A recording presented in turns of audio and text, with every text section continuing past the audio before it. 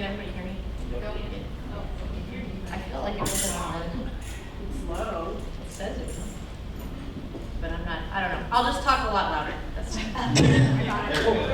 There we go. Okay. That's a teacher for you. I know, so I want to be careful not to overload the mic, but there we go.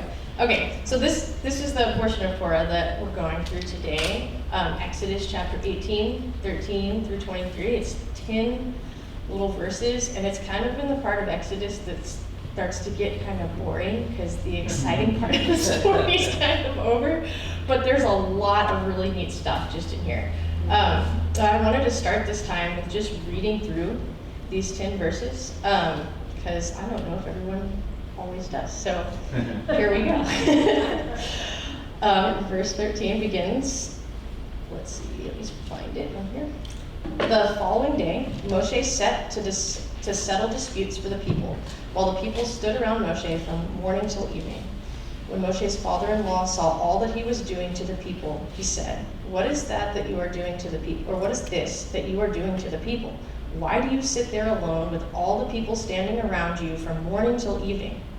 Moshe answered his father-in-law, "It's because the people come to me seeking God's guidance. Whenever they have a dispute, it comes to me. I judge between one person and another, and I explain to them God's laws and teachings." Moshe's father-in-law said to him, What you are doing isn't good.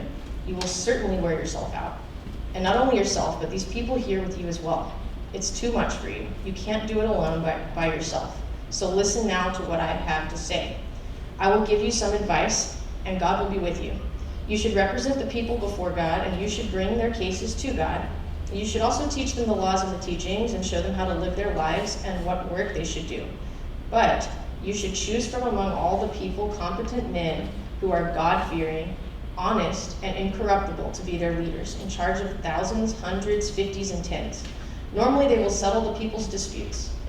They should bring you the difficult cases, but ordinary matters they should decide themselves. In this way, that will make it easier for you to share the load, and share the load with you. If you do this, and God is directing you to it, you will be able to endure. All these people too will arrive at their destination peacefully.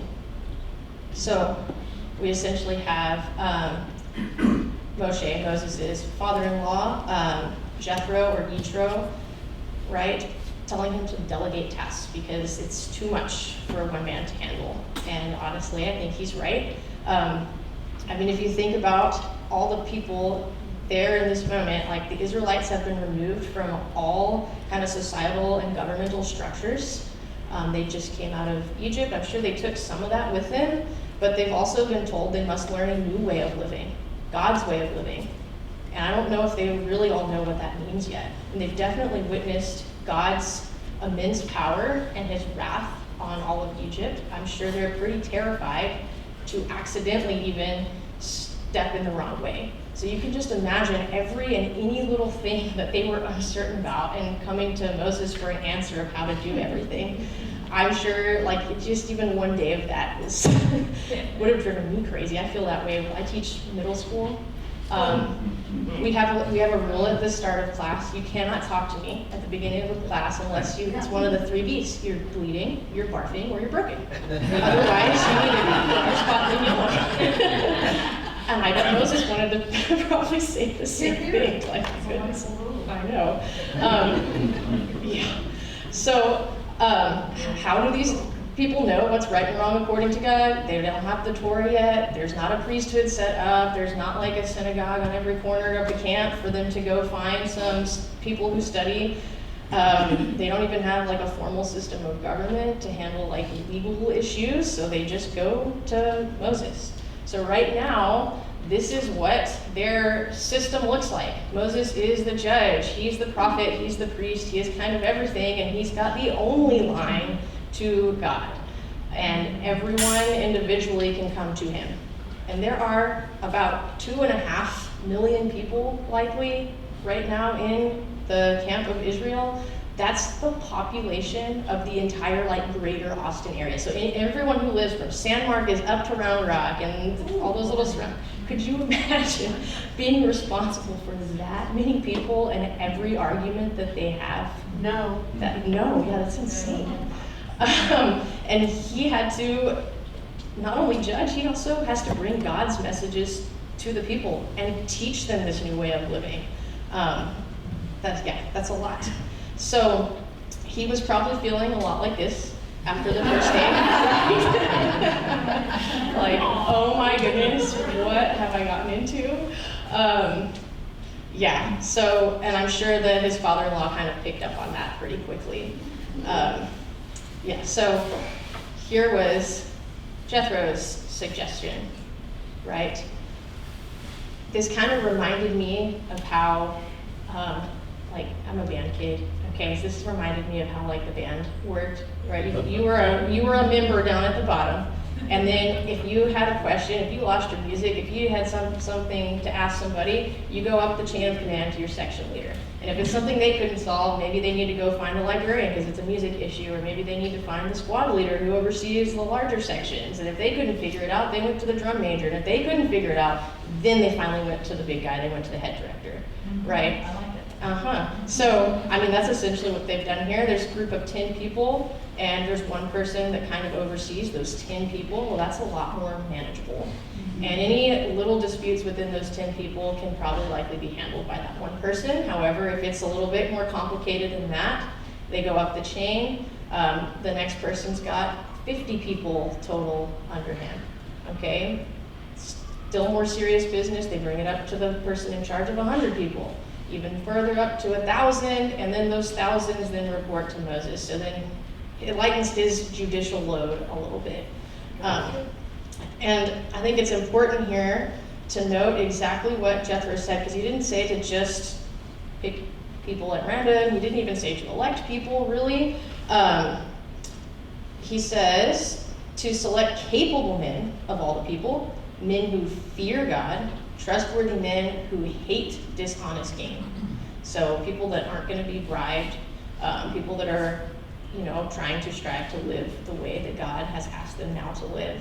And that's kind of important to the entire success of a system like this, because if someone can be corrupted, it's all going to completely crumble.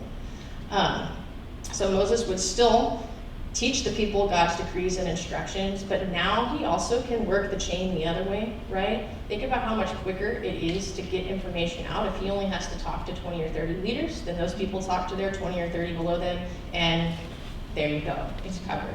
So I think that's gonna help Israel to become way more organized even before they get the Torah, with everything kind of spelled out with how they should set it all up.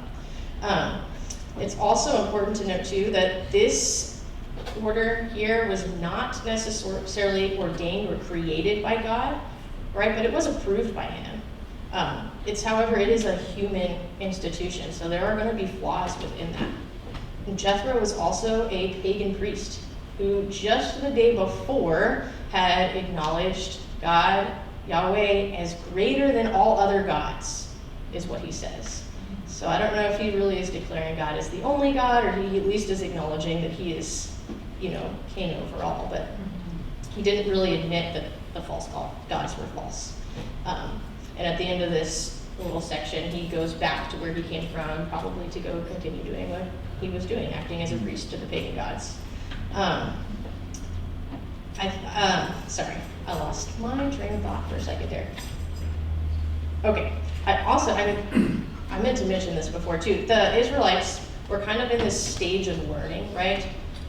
They didn't have the Torah yet. They know God's wrath. They got to see his power, but I don't know if they really all know God. They don't know his character and how he operates yet. And that is kind of Moses' job, right? To help show them that. And Moses has been kind of working side by side with God speaking to him directly to show him that the way God works can be trusted.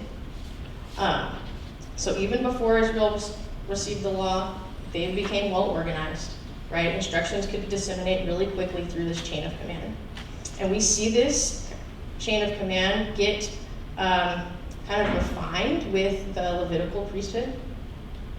However, we don't get to see God's final and perfect system until Yeshua comes, right? And that looks a whole lot more like how it was with Moses. However, Moses was just a man, and he could not handle all of everyone's problems.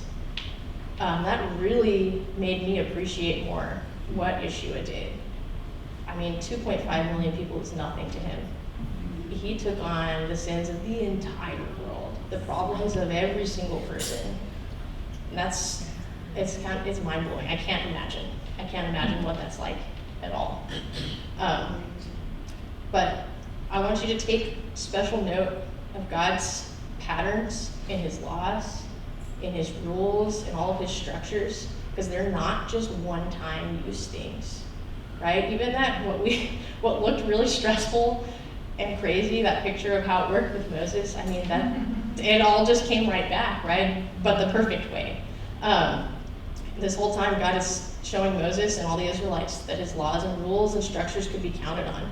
And God is constant and ever-changing, and we see that throughout history.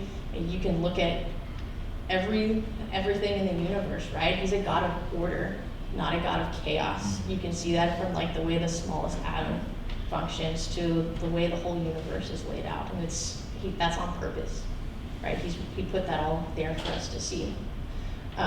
So I think here the Israelites really were beginning to understand God and how he operates, and this is just paving the way for the Torah that comes in chapter 19. Yeah. Amen. That's all I have for y'all today. I kept it pretty short.